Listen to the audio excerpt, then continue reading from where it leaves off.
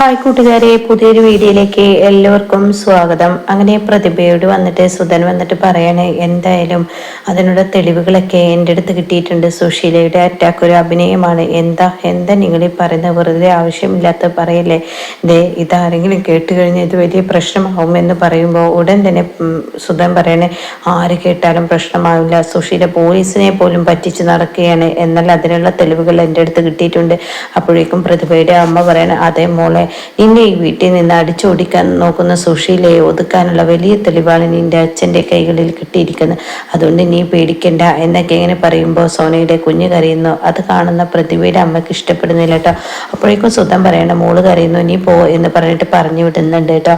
പിന്നീടാണെങ്കിലോ ചീരുവിനെയും വിനയനെയും ദയാണ് കാണിക്കുന്നത്. അവരെ ഇറങ്ങാൻ നിൽക്കുകയാണ്. അപ്പോൾ ചീരു പറയുന്നുണ്ട്, എന്തായാലും അച്ഛന് അമ്മയുടെ അവകാശത്തിൽ കേസ് കൊടുക്കുന്നതിൽ എതിർപ്പൊന്നുമില്ല രഘുവേട്ട. അതെനിക്കും തോന്നി. അത് കേട്ടോടെ തന്നെ അച്ഛൻ നമ്മുടെ വഴിക്ക് വന്നു കഴിഞ്ഞാൽ അച്ഛന് നന്ന്, അല്ല എങ്കിൽ എന്ന് ദയ പറയണം കേട്ടോ. അല്ല എങ്കിലും ഞങ്ങൾ കേസ് കൊടുക്കും, ഞങ്ങൾ കേസ് കൊടുക്കാതിരിക്കുന്നില്ല എന്നിങ്ങനെ ദയ പറഞ്ഞുകൊണ്ട് തന്നെ അവിടെ പറയുന്നുണ്ട്. ഇങ്ങനെ ആരാണ് ഈ ഞങ്ങൾ എന്ന് രഘു ചോദിക്കുന്നുണ്ട് കേട്ടോ. അത് കേട്ടോടെ തന്നെ ദയ ഒന്ന് കാര്യങ്ങളാണ്. അപ്പോഴേക്കും ചീര് പറയണേ, എടി ഈ നാക്കിന് എനിക്ക് വലിയ ദോഷം ചെയ്യും, ഒന്ന് നാക്കുതുക്കി നല്ലപോലെ ജീവിക്കാൻ നോക്ക്. അപ്പോഴേക്കും വിനയം പറയണേ, രഘുവേട്ട ഇവളിങ്ങനെയാണ് ഇടപെടുന്നതിന് എന്തെങ്കിലും സംസാരിക്കുന്നല്ലാതെ ഇവൾക്ക് മനസ്സിലൊന്നുമില്ല എന്ന് പറയുന്നുണ്ട് കേട്ടോ. പിന്നീടാണെങ്കിലോ ഇങ്ങനെ രഘുവിനെ ഒട്ടും ഇഷ്ടപ്പെടുന്നില്ല ദയയുടെ സ്വഭാവം. അങ്ങനെ ചീരി പറയണേ, എന്തായാലും കേസ് കൊടുക്കണം. അപ്പോഴേക്കും ദയ പറയണേ, ഞങ്ങൾ എന്തായാലും കേസ് കൊടുക്കും, ഞാൻ എന്തായാലും കേസ് കൊടുക്കും, കൊടുക്കാതെ ഇരിക്കില്ല. അച്ഛൻ എതിർത്താലും ശരി, എതിർത്തില്ലെങ്കിലും ശരി. അത് കേട്ട ഉടനെ തന്നെ രഘു പറയണേ, ഞാനൊരു കാര്യം പറഞ്ഞേക്കാം, ഇവിടെ അമ്മാവൻ എതിർത്തിട്ട് ആരും ഇവിടെ കേസ് കൊടുക്കത്തില്ല. അമ്മാവന് നല്ലത് തോന്നി എങ്കിൽ ഈ കേസിന് മുന്നോട്ട് നിൽക്കാൻ ഞാനും വരും. അത് കേട്ട ഉടനെ തന്നെ ചിരി പറഞ്ഞു, എനിക്ക് എൻ്റെ അച്ഛനാണ് വലുത്, അല്ലാതെ സ്വത്തും പ്രമാണം എന്നല്ല. അതുകൊണ്ട് അച്ഛനെ എതിർത്ത് ഞാനും നിൽക്കത്തില്ല എന്ന് പറയട്ടോ. ഇത് കേൾക്കുന്ന ദയൊന്ന് കുരുങ്ങി പോവാണ്. ഇതേ സമയം അമ്പിളി അപ്പുറത്ത് നിൽക്കുന്നുണ്ട് കേട്ടോ. അപ്പോൾ ഉടൻ തന്നെ ദയ പറയുന്നുണ്ട്, ഇങ്ങനെ ചിരി പറയുന്നുണ്ട്, എടി നിൻ്റെ ഈ വാക്കുകൾ അച്ഛനെ വല്ലാതെ വേദനിപ്പിക്കും, അച്ഛനെ ഉടക്കിയും കൊണ്ടൊരു കേസിന് ഞാനില്ല എന്ന് ചിരി പറഞ്ഞ ഉടൻ തന്നെ, ഞങ്ങളെല്ലാം ഉടക്കുന്നത്, ഇവിടെ ഉടക്കുന്നതേ അമ്പിളി ചേച്ചിയാണ്. ഞങ്ങൾ എപ്പോഴെങ്കിലും വന്നു പോകുന്ന ആളുകളാണ്. അമ്പിളി ചേച്ചി സദാസമയം അച്ഛൻ്റെ കൂടെയാണ്. അമ്പിളി ചേച്ചിയുടെ വായിൽ നിന്ന് പോകുന്ന വാക്കുകൾ അത് വലിയ വേദനയുള്ള വാക്കുകളാണ്. അത് കേട്ട ഉടൻ തന്നെ ചിരി പറയണം, അമ്പിളി ചേച്ചിക്ക് അതിനുള്ള അർഹതയും യോഗ്യതയുണ്ട്. അമ്പിളി ചേച്ചി ഈ വീട്ടിലെ മൂത്ത മകളാണ്.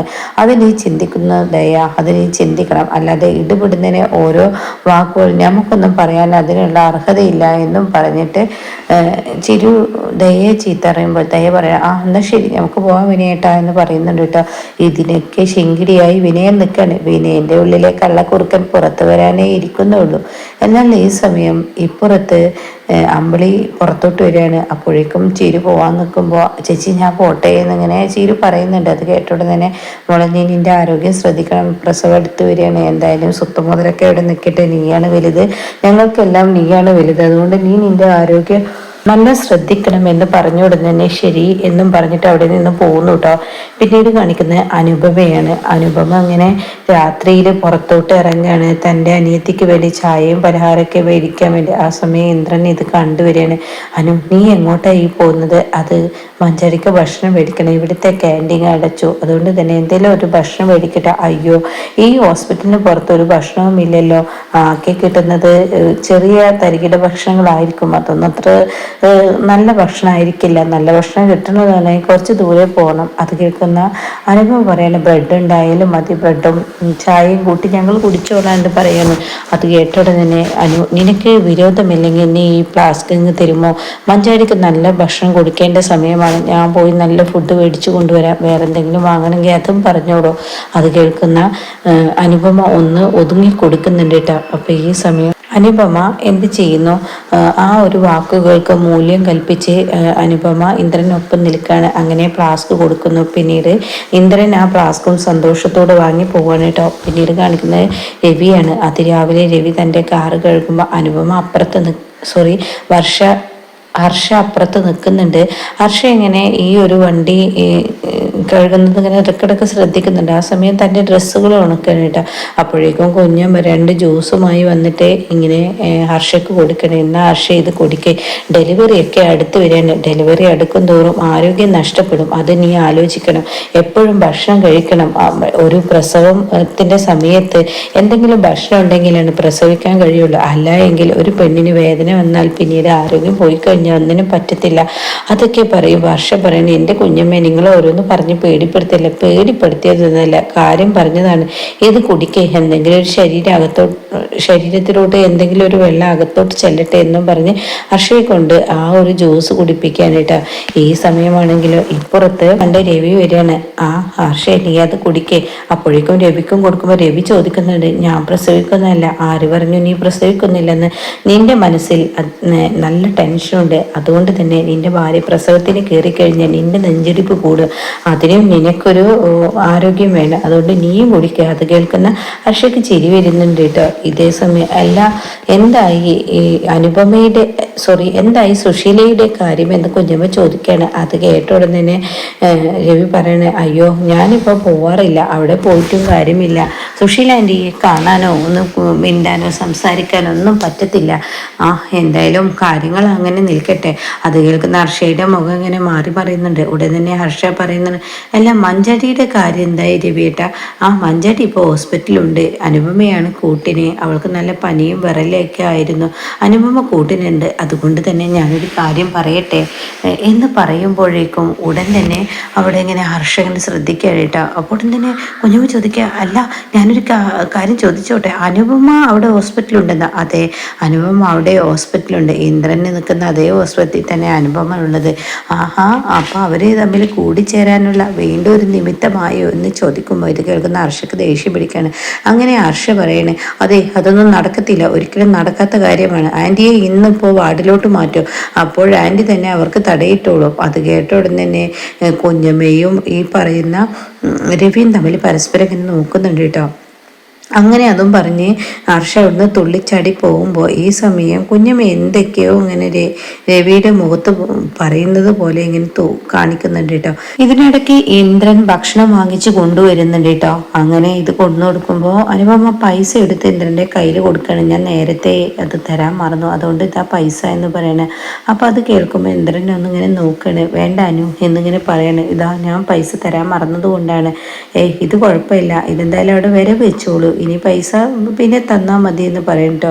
അങ്ങനെ ഞാൻ പോട്ടെ, ഞാൻ അങ്ങോട്ടേക്ക് പോയി നോക്കട്ടെ എന്ന് പറഞ്ഞ് ഇന്ദ്രൻ അങ്ങ് പോകുമ്പോൾ അനുപമ ഡോറൊക്കെ കുറ്റിയിട്ട് ഭക്ഷണമൊക്കെ ഇങ്ങനെ വിളമ്പിയിട്ട് ഇങ്ങനെ മഞ്ചാടിക്ക് കൊടുക്കണം കേട്ടോ. ഈ സമയം മഞ്ചാടിക്കുള്ളിലാണെങ്കിലോ തൻ്റെ പ്രാണൻ, അതായത് ജീവനെ ഒത്തുള്ള നല്ല നല്ല നിമിഷങ്ങൾ ഇങ്ങനെ തൻ്റെ കണ്ണിലൂടെ കടന്നു പോവാണ്.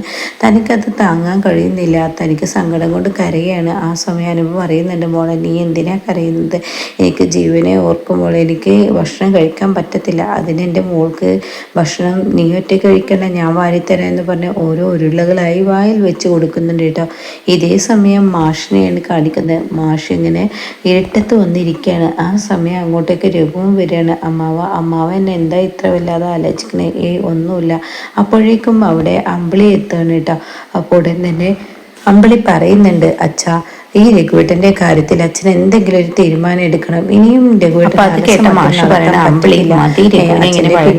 ഏത് സമയവും ഓരോ എല്ലാം ചെയ്യും. രഘുവിന്റെ ഉള്ളിൽ പേടിയാണ്, അതെല്ലാവർക്കും കാര്യം പറയാൻ പേടിയാണ്. എന്തായാലും ഈ സ്വർണം പണയം വെക്കുന്നത് മുന്നേ എനിക്ക് ദേവകിയമ്മയുമായിരുന്നു സംസാരിക്കണം. ദേവകിയമ്മയോട് കാര്യങ്ങൾ എനിക്ക് ഈ സ്വർണം പണയം വെക്കാൻ പോവാണ് എന്ന് ദേവകിയമ്മയോട് പറഞ്ഞ ശേഷമാണ് ഞാൻ അവർക്ക് മുതലുള്ളൂ. പിന്നെ മാത്രമല്ല ഇന്നലെ വിനയൻ എന്തൊക്കെ പറയുന്നത് കേട്ടു. അമ്മയുടെ സ്വത്തുക്കൾ കിട്ടാൻ വേണ്ടി കേസ് കൊടുക്കാൻ ചില ഡോക്യുമെന്റ്സ് ഒക്കെ വേണമല്ലോ. ആ ഡോക്യുമെന്റ്സും അവിടെ വാങ്ങാലോ. ഏത് ബിസിനസ് ഏറ്റവും നല്ലൊരു കാര്യം തകരുമെന്ന പേടിയുടെ കൂടെ അതിനകത്ത് സംശയമുണ്ടെങ്കിൽ അപ്പോഴേക്കും പറഞ്ഞിട്ട് കേസ് കൊടുക്കുന്നതിന് എനിക്ക് യാതൊരു എതിർപ്പില്ല. കാരണം അച്ഛന്റെ വേണ്ട അമ്മയുടെ സ്വത്തുക്കളിൽ നിങ്ങൾക്ക് അവകാശമുണ്ട്. മക്കളായ നിങ്ങൾക്ക് മനുഷ്യനുമായി നിങ്ങൾക്ക് വേണ്ടിയിട്ടാണ് ഈ കഷ്ടപ്പെടുന്ന അടിയനായിട്ട് നടക്കാൻ പറ്റുന്നില്ല. നിങ്ങൾ സമയം ബിസിനസ് ചെയ്ത് കൊടുക്കുന്നത് വിനയനാണെങ്കിൽ ഭക്ഷണം കഴിച്ചും കൊണ്ടിരിക്കുക. അപ്പൊ ലംബോദരം പറയണേ, ഞാൻ എണീറ്റ് വരില്ല എന്ന് കരുതിയതാണ്, പിന്നെ എന്തായി കാര്യങ്ങൾ എന്നറിയാനാണ്. എന്നാൽ ഇത് കേട്ടപ്പോൾ ഉറങ്ങാനാണ് തോന്നിയത്. മാഷിന്റെ കാര്യം ആലോചിക്കുമ്പോൾ സങ്കടമുണ്ട്. ഒരിക്കലും പണത്തിന് വേണ്ടി മാഷ് ആരുടെയും മുന്നിൽ തലകുനിക്കാത്ത ആ വ്യക്തിക്ക് ഇങ്ങനെ ഭാര്യ വീട്ടിൽ നിന്ന് കേൾക്കേണ്ടി വന്നില്ല. അത് ആലോചിക്കുമ്പോൾ വിഷമമാണ് എന്നൊക്കെ ഇങ്ങനെ പറയണേട്ടാ.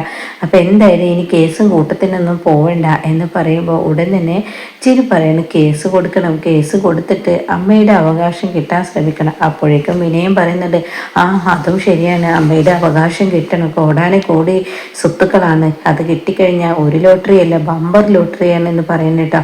അപ്പോൾ ഉടൻ തന്നെ ഇങ്ങനെ ചിരി പറയുന്നുണ്ട്, അച്ഛൻ്റെ ഇഷ്ടത്തിനനുസരിച്ചിട്ടാണ് കേസ് കൊടുക്കണം ചിരി പറയുന്നുണ്ട് കേട്ടോ. ആ സമയം ഇങ്ങനെ ഉടൻ തന്നെ വിനയം പറയാണ്, ആ അച്ഛൻ്റെ സമ്മതം കിട്ടിയല്ലോ, ഇനി നമുക്ക് കേസുമായി മുന്നോട്ട് പോവാം. അപ്പോൾ ഉടൻ തന്നെ ലതിക ചോദിക്കണേ, കേസ് നടത്താനുള്ള പണമൊക്കെ എവിടുന്നാണ് കിട്ടുക, അതൊന്ന് ആദ്യം ആലോചിക്കണ്ടേ എന്നിങ്ങനെ വിനയം പറയുന്നുണ്ട് കേട്ടോ. സോറി, വിനയനല്ല, ലതിക ഇങ്ങനെ പറയുന്നുണ്ട് കേട്ടോ. അപ്പോൾ ലംബോദരൻ പറയണേ, ഞാനൊരു കാര്യം പറയാം വിനയ, നീ ഇപ്പോൾ ഇത്രയും നാളും ചീരുവിനെ തിരികെ കിട്ടാൻ ആ നെട്ടോട്ടത്തിലായിരുന്നു, അത് കഴിഞ്ഞ് അവരുടെ കുടുംബ പ്രശ്നങ്ങൾ തീർക്കാനുള്ള ആ നെട്ടോട്ടത്തിൽ. എന്നാൽ ഇപ്പോൾ നിനക്ക് പ്രശ്നങ്ങളൊന്നുമില്ല, ഇപ്പോൾ നീ ഈ കേസിൻ്റെ പിറകെ കഴിഞ്ഞാൽ എനിക്കൊരു ജോലിയും കൂലിയും ഒന്നും വേണ്ടേ.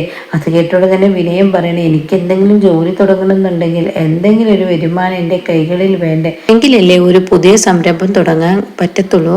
അത് കേട്ട ഉടൻ തന്നെ ലംബോദരൻ പറയണേ, നിനക്ക് പുതിയ സംരംഭം തുടങ്ങാൻ അതിനിപ്പോൾ പ്രത്യേകിച്ച് ഒരു പണമൊന്നും വേണ്ട, നിന്റെ കയ്യിൽ അറിവുള്ള ഒരു തൊഴിലുണ്ട്, അത് വെച്ച് നീ മുന്നോട്ട് പോയാൽ മതി. ആ തൊഴിലിന് ഇപ്പോൾ ഡിമാൻഡ് കൂടുതലാണ്, അത് നീ മനസ്സിലാക്കണം.